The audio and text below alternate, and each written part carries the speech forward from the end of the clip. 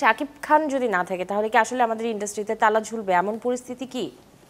যদি আজকের এই মুহূর্তে বলি Shakib Khan is a name of the industry, এটা অস্বীকার আমিও করবো না, একটা বক্স অফিস থেকে ইমিডিয়েটলি চলে আসে।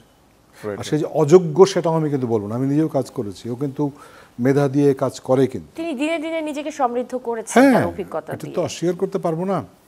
এখন এবং কাজ করেও দেখেছি, বাইটারে গেলেও কিন্তু বেশ বেশ ভালো প্রফেশনাল, জিজ্ঞেস করে, বলে কেন। এইটা একজন অ্যাক্টরের জন্য আমি যতটুকু বুঝি জিজ্ঞেস করাটা কিন্তু একটা বড় জায়গায় নিয়ে যায়।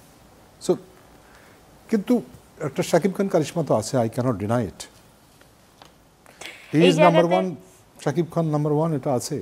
এখন সেইটা কি ঠিক, সেটা কি থাকবে না আর কেউ আসবে, আরও বৈচিত্র্য থাকবে ইন্ডাস্ট্রিতে, সেটা তো ভাবতে হবে। এখানে রোশন কিছু যোগ নাহলে তো করবে কি? ভাল লাগবে না, টিকবে না ইন্ডাস্ট্রি একটা পর্যায়ে। আমার ভিন্ন দরকার, আমি অন্যদিকে আমি হলিউডে যে তাকাই, ভিন্ন ভিন্ন অ্যাপ্রোচ, ভিন্ন ভিন্ন অ্যাক্টর, ডিরেক্টর, অ্যাক্ট্রেস যদি বলি সেইভাবে, ইটস ভেরি ডিফারেন্ট।